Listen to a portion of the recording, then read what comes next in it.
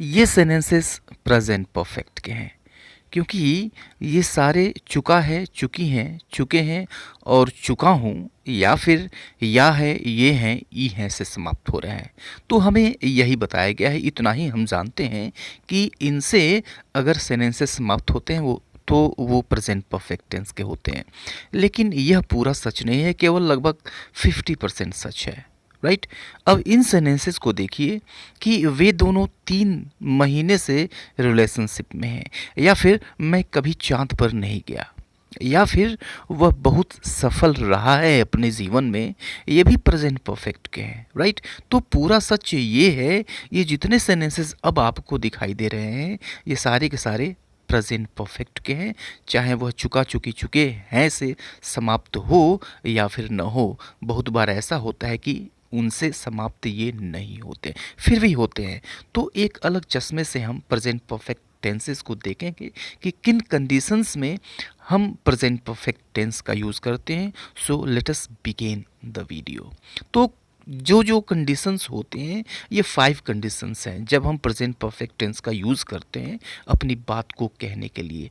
तो जो first condition है कि जब आपको अपने अनुभवों के बारे में बताना हो, अपने एक्सपीरियंसेस के बारे में बताना हो कि आपका अनुभव क्या क्या रहा है।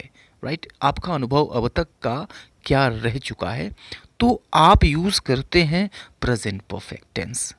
जैसे देखिए, I have travelled more than 100 countries. I have travelled more than 100 countries, यानी मैं 100 से ज़्यादा देश घूम चुका हूँ। राइट। तो क्या है ये एक्सपीरियंस है। वहाँ गए हैं और वहाँ पर जाने का आपने एक्सपीरियंस लिया है, एक्सपीरियंस आप ले चुके हैं। राइट।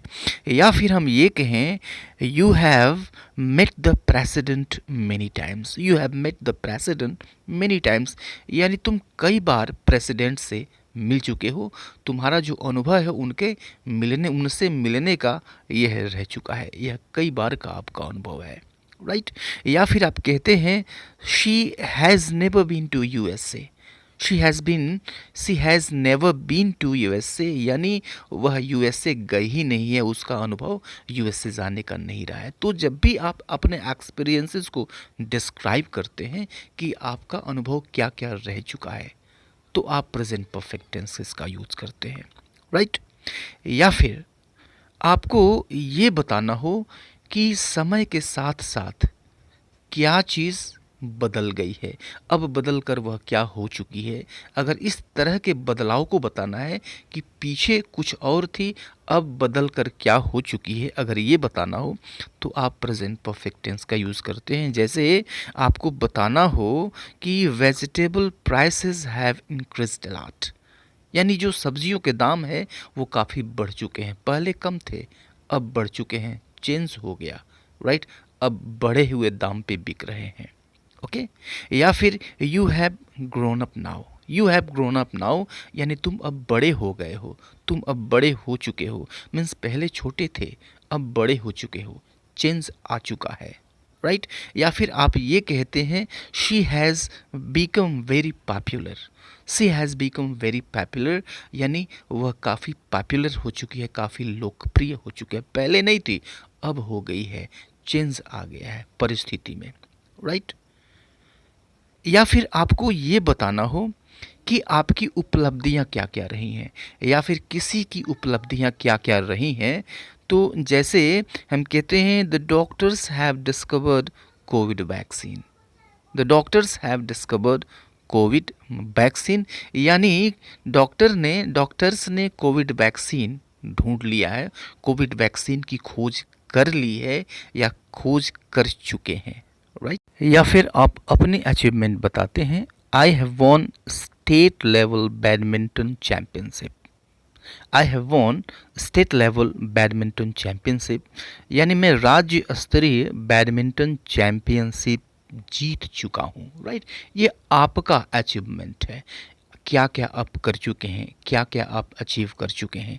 अगर ये बताना हो तो आप प्रेजेंट परफेक्ट टेंस का यूज़ करते हैं। राइट। या फिर man has been to the moon, यह आदमी की उपलब्धि रही है, आदमी मून पर गया हुआ है। मून पर जा चुका है, राइट? यह उपलब्धि रही है। या फिर उस कंडीशन में आप प्रेजेंट परफेक्ट टेंस का यूज़ करते हैं जब किसी ऐसे एक्शन के बारे में बताना हो जो पास्ट में जारी हुआ और अब तक जारी है। पास्ट में शुरू हुआ, अभी तक चल रहा है, अभी तक जारी है। जैसे I have worked here for 5 years, I have worked here for 5 years, यानी मैंने यहाँ 5 साल काम किया है। 5 साल पहले ये काम शुरू हुआ पास्ट में और अब तक ये चल रहा है, अभी भी मैं वहीं पर काम कर रहा हूँ, राइट? या फिर we have been in relationship for 2 months, यानी हम रिलेशनशिप में 2 महीनों से हैं, यानी 2 महीने पहले यह काम शुरू हुआ, अभी भी यह काम चल रहा है, राइट? या फिर they have been in the room all day, they have been in the room all day, यानी पूरे दिन वो कमरे में रहे, राइट?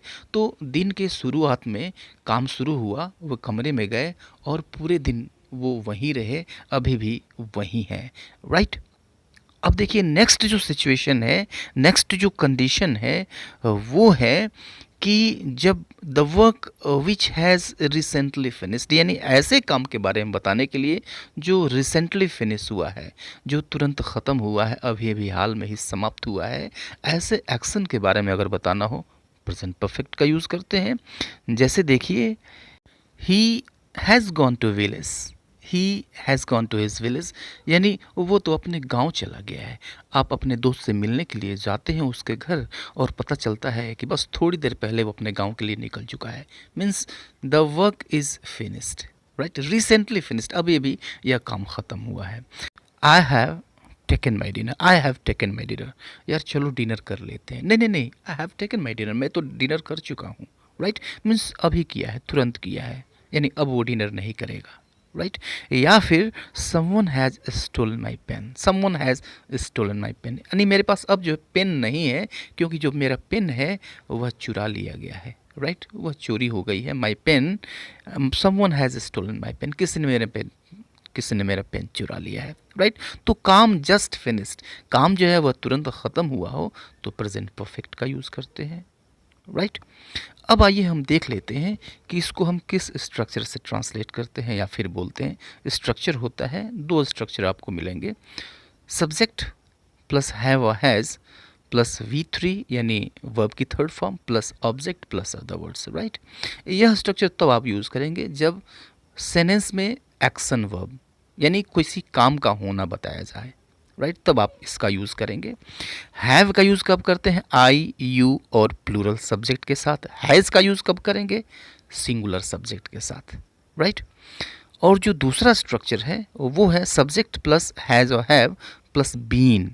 यह बीन क्या है? यह बी का थर्ड फॉर्म है, यह भी थर्ड फॉर्म ही है। तो been plus object plus other words, इसका तब हम यूज़ करते हैं जब कोई सेंटेंस से किसी काम के होने का पता ना चलता हो, यानी एक्शन वर्ब ना हो, राइट? एक्शन वर्ब ना हो तो हम इस स्ट्रक्चर का यूज़ करते हैं, राइट? एग्जाम्पल हम लेते हैं, एग्जाम्पल से इसको अच्छी तरह समझ लेते हैं। जैसे I have informed him, I have informed him, यानी मैंने उसको इन्फॉर्म कर दिया है, सूचना मैंने उसको भेज दी है, सूचना मैंने उसको दे दी है। अब देखिए सब्जेक्ट यूज़ हुआ, सब्जेक्ट के अकॉर्डिंग यहाँ हमने हैव रखा, राइट? आई के साथ हैव आता है, उसके बाद से मेन वर्ब की थर्ड फॉर्म सूचना देना, इन्फॉर्म्ड, और उसके बाद से ऑब्जेक्ट किसको इन्फॉर्म किया है तो उसे I have informed him, right? अब यही चीज़ अगर नेगेटिव हो जाती है, यानी मैंने उसको सूचित नहीं किया है, नेगेटिव हो जाती है तो नॉट को हम हैज़ या हैव के बाद रखते हैं, राइट? कहीं भी। तो I have not informed him, I have not informed him, यानी मैंने उसको सूचित नहीं किया है। तो सारी चीज़ें वहीं की वहीं है, केवल नॉट हमने हैव के बाद इंसर्ट कर दिया है, राइट? अब देखिए कि अगर ऐसे सेंटेंसेस क्या से शुरू होते हैं, जैसे क्या मैंने उसे इन्फॉर्म कर दिया है, राइट? तो आपको करना क्या है कि आप हैज़ या हैव को सब्जेक्ट की जगह पे ले जाइए और सब्जेक्ट को हैज़ और हैव की जगह पे ले आ दीजिए, बस आपको इतना करना है। Means have I informed him, तो यही किया गया है इसमें, हैव आई इन्फॉर्म्ड हिम, यानी क्या मैंने उसको सूचित कर दिया है, राइट? अगर यही सेंटेंस किसी क्वेश्चन वर्ड से शुरू हो जाए, राइट? WH फैमिली वाले किसी वर्ड से शुरू हो जाए, राइट? तो हम करते क्या हैं कि सारी चीज़ें वही रहती हैं, सिर्फ इसके पहले हम क्वेश्चन वर्ड एक जोड़ देंगे, यानी क्वेश्चन वर्ड यूज़ करते हैं, उसके बाद से हैव या हैज़ यूज होता है, और उसके बाद से हम सब्जेक्ट यूज़ कर लेते हैं। तो ये हो जाएगा why have I informed him, why have I informed him, यानी मैंने उसको सूचित क्यों किया है, राइट। तो अब यहाँ पर देखिए ऐसे सेंटेंस की बात हो गई जिसमें एक्शन वर्ब आया हुआ हो। यहाँ पे एक्शन वर्ब आया सूचित करना, राइट। एक्शन वर्ब नहीं भी आ सकता है। जैसे एक सेंटेंस लेते हैं हम जहाँ पे एक्शन वर्ब ना हो, तो they have been worried all day, they have been worried all day, यानी वे पूरे दिन चिंतित रहे हैं, पूरे दिन चिंतित रहे हैं, यानी दे यह सब्जेक्ट है, इन्होंने कोई काम नहीं किया है, राइट। यह उनकी अवस्था को बता रहा है कि वे चिंतित अवस्था में रहे हैं, एक्शन वर्ब नहीं है, राइट।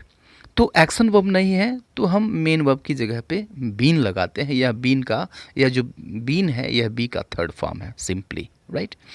नेगेटिव हो तो वही काम करते हैं आप, ये भी नेगेटिव हो यानी नॉट को हम हैव के ठीक बाद यूज़ कर लेंगे, right. They have not been worried all day, पहले की तरह से। या फिर अगर यह क्या से शुरू होता है, मीन्स क्या वे लोग पूरे दिन चिंतित रहे हैं, मीन्स आपको सब्जेक्ट को हैव या हैज़ के पहले रखना है, सब्जेक्ट को हैव या हैज़ के बाद ले जाना है, और हैज़ हैव को आप सब्जेक्ट की जगह पे ला दीजिए। Means have they been worried all day, have they been worried all day, यानी क्या वे पूरे दिन चिंतित रहे हैं, राइट। अब किसी क्वेश्चन वर्ड से शुरू हो, जैसे वे पूरे दिन चिंतित क्यों रहे हैं, मीन्स आपको केवल क्वेश्चन वर्ड सबसे पहले रख देना है, राइट। उसके बाद हैव या हैज़, उसके बाद सब्जेक्ट, बाकी चीज़ें वही ज्यों की त्यों हम रख देंगे। Means why have they been worried all day, why have they been worried all day, यानी वे पूरे दिन चिंतित क्यों रहे हैं। तो ये सारा फंडा था प्रेजेंट परफेक्ट का, राइट। अगर वीडियो अच्छी लगी हो तो इसको लाइक सब्सक्राइब करना ना भूलें। So let us meet in the next video, till then goodbye and take care.